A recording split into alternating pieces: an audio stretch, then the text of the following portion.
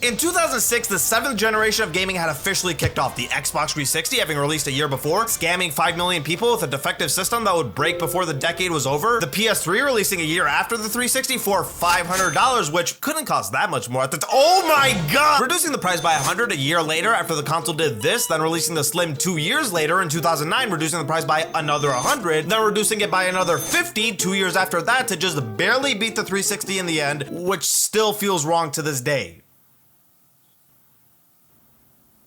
Nintendo won this generation. While Microsoft and Sony were in bloody conflict for a decade, competing tooth and nail for every individual gamer, Nintendo was doing this.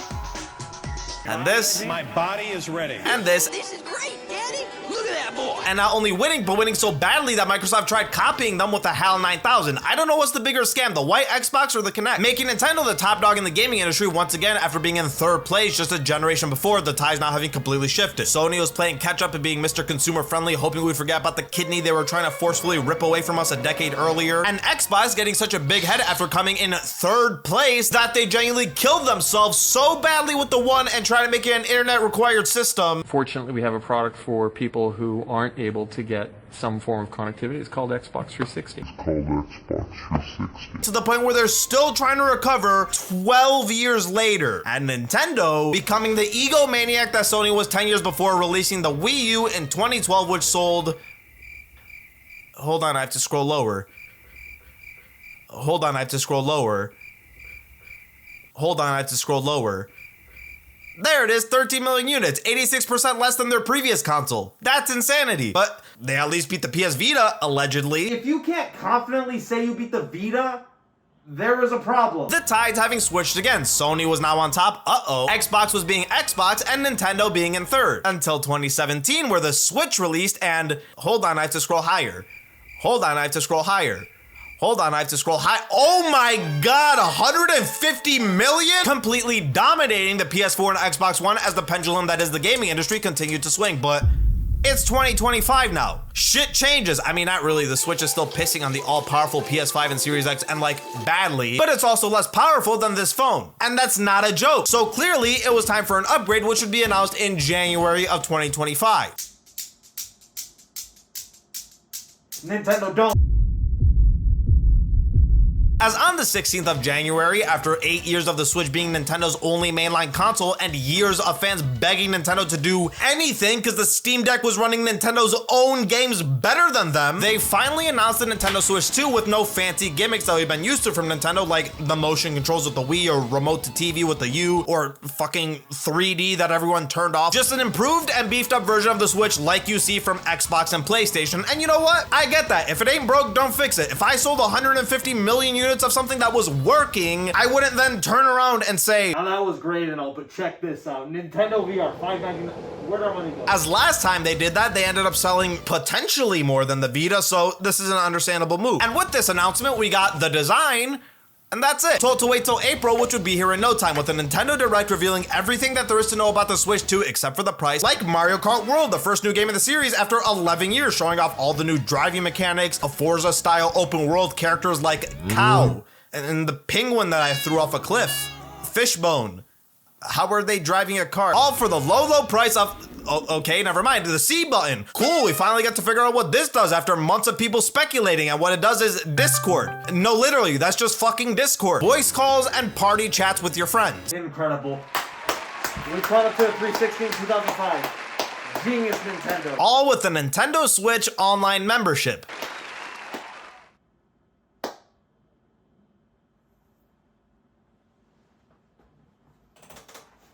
1999 a year to use fucking voice chat, and if you don't pay that, then this button is literally just taking up real estate on your controller for no reason. Without a subscription, its only purpose is to tell you about the subscription, confirmed by Nintendo's Bill Trinen. When you click the button without paying, you are redirected to a page that gives you details on how to sign up for Switch Online. Details like, give Nintendo money, you motherfucker! A literal advertisement button. They might as well add 2 horizontal lines to the C button so that it looks like this. Because that's basically what Nintendo's asking us to do here. Microsoft was greedy, making us pay to play online a decade ago. Sony was just as greedy, following the trend. Nintendo is greedy for making us pay to speak to our friends after being 20 years late to the feature. Yo, check it out. I found a way to pirate Nintendo's new voice chat feature.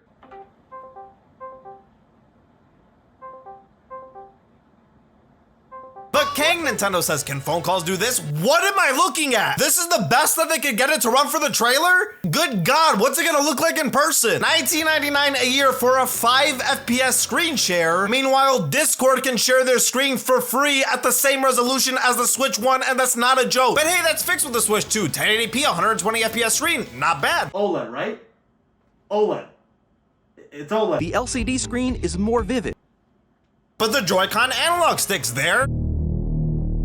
Larger, and that's all they said. That's all they said about the analog sticks during the presentation. That's it. The left and right sticks are now larger. What about the stick drift? Both the left and right Joy-Con 2 support mouse control. Sir, the stick drift? Sounds from the built-in speakers are clearer. Have you fixed the stick drift? The answer is they didn't, as when asked if the new console is going to use Hall effect analog sticks specifically made to prevent stick drift, the senior vice president of product development, Nate Bihidra, said that the analog sticks are developed from the ground up before going on a tangent about how comfortable and quiet they are, something nobody asked, what we would call a deflection, so that they don't have to answer the actual question, which means congratulations, we will continue to have to buy a new pair of controllers every fucking year after the last one breaks. And how much will we be paying every year? Forget about that. Nintendo Switch 2 welcome tour. Why are they not telling us any prices? A game made to showcase all the Switch 2's new features and guide the player through the new system that they just got for $. Essentially an instruction manual turned into a game. Pretty neat, and obviously they don't need to tell us the price for this as it's a fucking tech demo like Wii Sports or Astrobot's Playroom. Making us pay for that would be fucking ridiculous. Nintendo Switch 2 Welcome Tour will launch as a paid digital game on the same day as Nintendo Switch 2.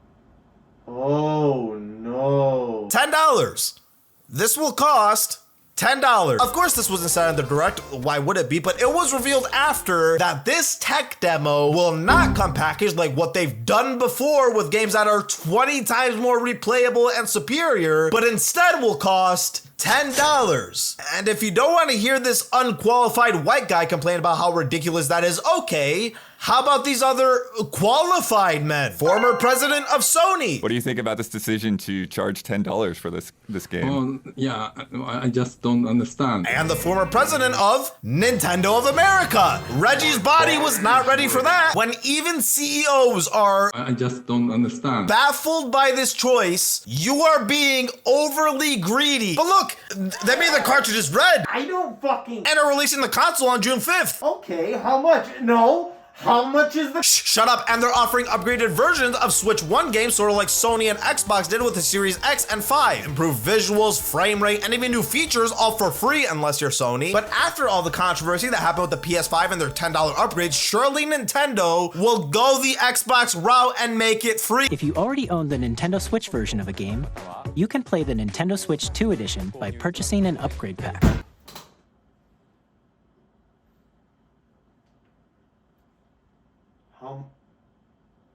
How much are the upgrades? No! Get the Next, fuck back I'd like here to and tell introduce me a the brand price new of game anything. featuring- And from this point on, they basically just show off upcoming games for the system, as well as a GameCube controller, which I shit you not, is only available to Nintendo Switch Online members, and if you don't have that, then I don't fucking know. I guess it'll just refuse to fucking connect. Maybe if you try to Bluetooth pair it, it redirects you to the store again like they probably do with the C-Button, which is also on here, a subscription locked button on a subscription locked controller, followed by a game that looks like an off-brand Bloodborne, but obviously it's just some other studio parodying the... just for it to be an 8-player multiplayer game. FromSoft...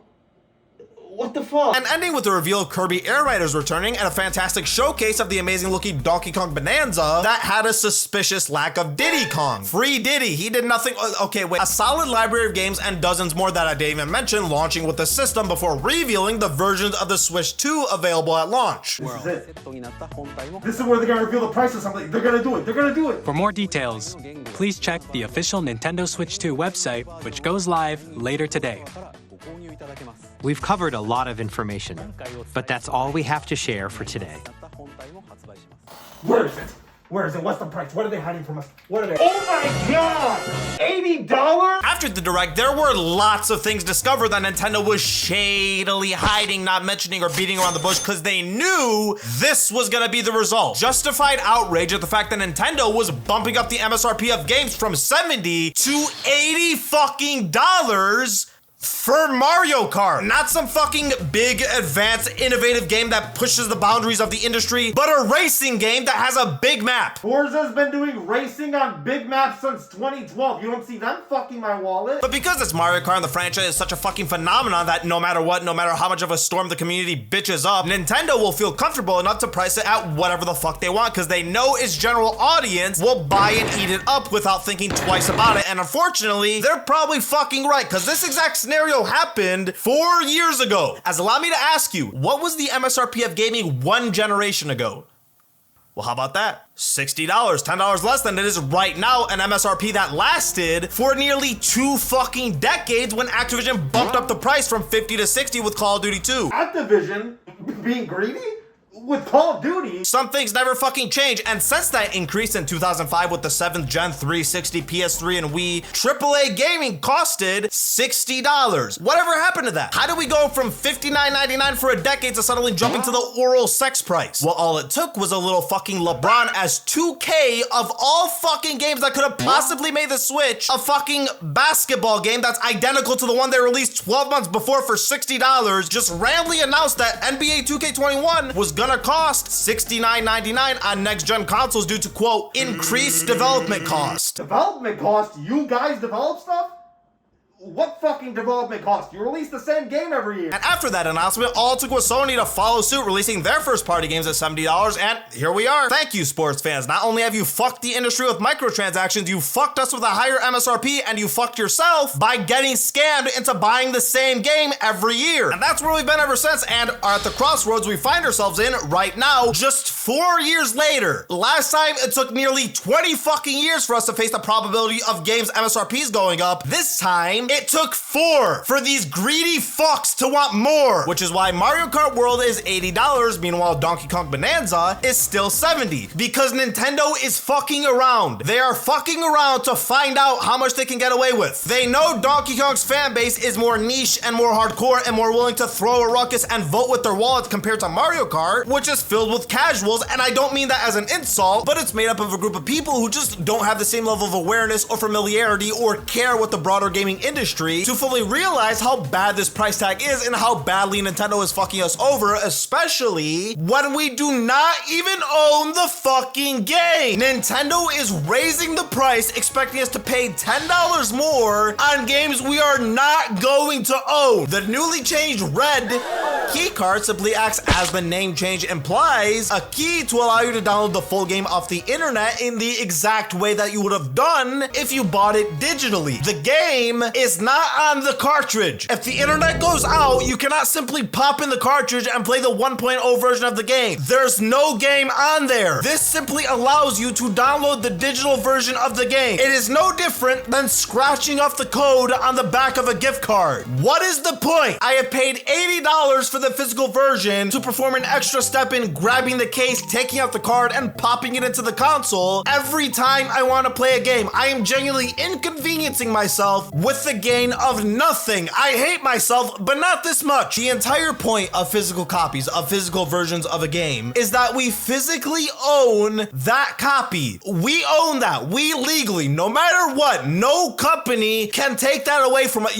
Ubisoft cannot break into my house and snatch my copy of The Crew or Assassin's Creed Liberations like they could on Steam. We own that game, no matter what. If in 10 years, the PS4 servers go offline, I will still be able to play the 1.0 versions of the game that I bought downloaded onto the disc. Meanwhile, in 30 fucking years, when the Switch 2 servers go offline, you now own a key that unlocks a door to fucking nothing. Thanks for the $80, you dumb fuck. The quote, physical version of the game that you bought is now a worthless piece of fucking plastic because Nintendo decided to end our access to the game. The game that we thought we bought, but are actually just renting for a few decades before they take it away and resell it to us on the Switch 5. We no longer own our games, and Nintendo is trying to get us to pay $10 more for something that we do not own. And not only that, they are trying to get us to pay more for games that we already fucking own, for games that are already fucking released, for games that are already nearly a decade fucking old. Because as mentioned on the Direct, Switch 1 games are getting a Switch 2 upgrade for an undisclosed fucking price, just like everything else on this fucking Direct, because Nintendo knows what they're doing is fucked up, especially here, because Sony already tried it with the PS5, and they no doubt saw that controversy with Horizon's $10 PS5 upgrade to get slightly better graphics and FPS. Nintendo knows that this shit pisses us off because they've 100% seen it with their own eyes, yet they proceeded to do it anyways, and not only do it, but somehow make it worse. Not only is the upgrade for those base Switch 1 games $10 fucking the price of the entirety of Undertale for some better lighting and FPS, but for certain games that add some new content like year-old Mario Party Jamboree and 3 fucking year-old Kirby in the Forgotten Land, those games are getting a $20 price increase. $80 fucking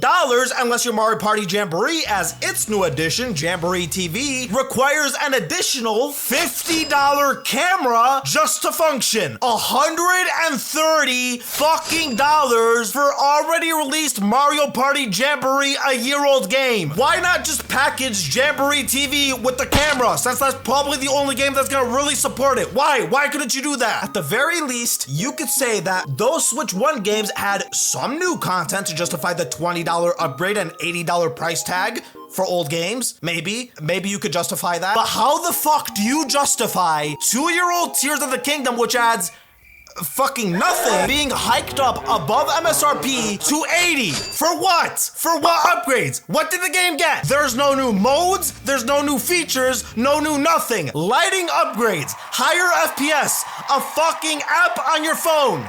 That is why 2-year-old Tears of the Kingdom is now $10 above MSRP. Same with Breath of the Wild, but even worse, as 8-year-old Breath of the Wild, which costed $60 at the time of its release in 2017, is not going down in price like every other game from its fucking year. Exhibit 1, Exhibit 2, Exhibit 3, Exhibit 4, Exhibit 5. Sony, even Sony, this Sony, that Sony, even Sony allows the price of their AAA exclusives to drop to 10 fucking bucks. But no, not Nintendo. No boy, not Nintendo. Not only do they fucking refuse to drop the price of the games released in that same time frame, but they are increasing the price. The Switch 2 version of Breath of the Wild adds nothing. Improved graphics and FPS. See, look at how much better the Switch 2 version looks. I'm showing you the Switch 1 version. Receiving nothing, at best negligible changes, and being charged $10 extra, $70 for a 10-year-old game. But at the very least, we're buying a complete edition of the game. You know, 10 years later, a game gets re-released, all the content's included, bundled in. Everyone does this. Here's Cyberpunk, releasing for the Switch 2, the exact same system, releasing at $70 and including the DLC and all the new updates that make it actually playable, bundled into one new package. Everyone does this, so at the very least, we're getting a version of Breath of the Wild with all its post-launch content. The DLC is not included on a re-release 8 years later. I want to cry. I cannot remember the last time a company did this. Every re-release in fucking existence, even the ones from the greediest companies, at the very least had the fucking DLC, as well as tickets to a garbage movie. Did not have the balls to reach out their hand and ask for more money. And more often than not, were even discounted from the $60 to $70 MSRP because they were 10-year-old games at that point. Nintendo is not only not dropping the price, they are charging more on a lackluster re-release and are selling the post-launch content separately as well. Elder Scrolls Oblivion, which is basically a whole ass remake, just released for $50 and has every single DLC included. And due to all this controversy, Nintendo was forced to have to directly respond to it, and they had such an easy out. It was fucking hand-fed to them. Tariffs. Literally just say, we had to up the prices because of tariffs. It's an obvious lie, because these prices were no doubt set months ago and announced hours before we were liberated from our stocks, but it would have been a far better smoke shield that a decent amount of people might have actually bought than just straight up admitting that, yes, we are fucking greedy. Like, credit for your honesty, I guess. As in interviews with Nintendo of America's president, Doug motherfucking Bowser, named after the villain of the main franchise, which is fitting because that's what Nintendo is right now, the villains of the gaming industry. In these interviews, Nintendo was asked about the $80 price tag, to which they responded that it is due to variable pricing, and not, I repeat, not because Nintendo knows Mario Kart is such a massive franchise that fans will buy it no matter what and make Nintendo more money. I repeat, that is not why it's $80. It's because of variable pricing. And what that term that Bowser essentially made up means is that the new Mario Kart is such a fucking huge and expansive and innovative game that it deserves hell. It fucking earned that $10 increased $80 price tag. See? Big world, ignore that. New Battle Royale-like game. Oh look, new tricks. Racing. You can drive as a cop. Meanwhile, Donkey Kong is such a piece of fucking shit and utter garbage that's only worth 70 because it's too fucking ass and dog shit to be 80. Unlike the 2-year-old Tears of the Kingdom because they added a fucking app, so now it's better and more worth it than the brand new Donkey Kong. And when asked about how the $80 price tag could set a precedent for the larger gaming industry, Nintendo essentially said, there is no larger gaming industry. Essentially saying that it's not about setting a precedent for the industry, it's about, quote, deciding the right thing to do for its products or what the pricing should be for its products overall. It's ours, mine. No, you cannot say that. You cannot try to distance yourself from the rest of the industry by saying shit like you can't speak for other games that might be released by other publishers or other platforms. You cannot sit here and try to skirt responsibility for when Activision inevitably bumps up their prices because of you. You cannot sit here and pretend that your fucking policies didn't influence those other publishers because you are fucking Nintendo. You are the industry leader. All of your decisions, all of your policies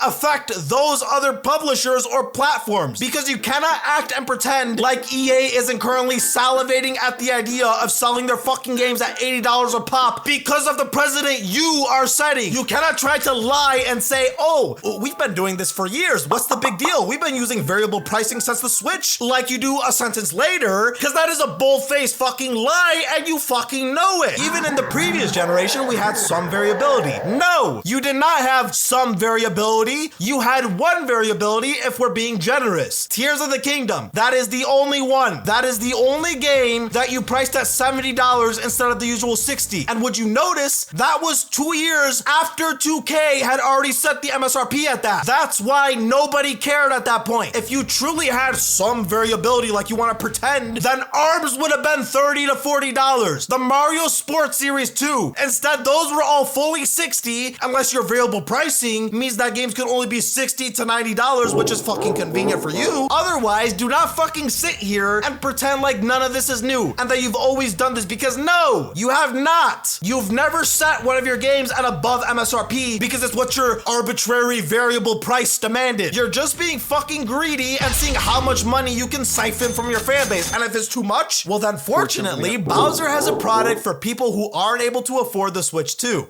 It's called the Switch. It's called Xbox 360. That is actually what Bowser essentially said in response to these insane prices. He took a page out of Don Matic, which is potentially the worst thing that you can possibly say. And if you disagree, go ask Microsoft, still recovering from the Xbox One reveal a decade later, why. Go ask Don Matic, who no longer works at Xbox, why. Suddenly calling your fans broke bitches who should stick with a decade-old hardware that's not going to be supported because they can't afford your exuberant prices is not a good response. Because remember, it's not just the price of the Switch 2 that we're outraged about, as Bowser would like to pretend. We are talking about a $450 console with an added $10 digital instruction manual, showcasing things like the $90 Joycons, $10 more than the previous ones that you'll still be buying every year after they break in 12 months, because Nintendo doesn't want to pay for Hall Effect analog. And if you don't want to use this uncomfortable ass setup when your system is docked, then you gotta buy an $80 Pro controller, $10 $10 more than the last one. I guess because there's 2 new buttons now, $5 for each, plus a C button that you can't even use unless you pay a $20 yearly subscription to call your friends, share your screen at 5 FPS, and fucking play games online, or use a whole ass physical GameCube remote, which is also fucking subscription locked. And let's not forget a $50 micro SD card, which you are going to fucking need, $10 to $20 upgrades for Switch 1 games that you've already fucking bought. And if you haven't bought them, then $80 for 1 to 3-year-old games, one of which needing a $50 camera just to function, and another selling its DLC separately, so another $20 on top of that, and any future games that come out after that, $80 for Switch 2 games that you do not even fucking own, and I promise you will lose access to in the future. This is genuine fucking highway robbery. Oof, I was worried there for a minute, but thankfully it looks like people are actually standing up to this and will vote with their wallets.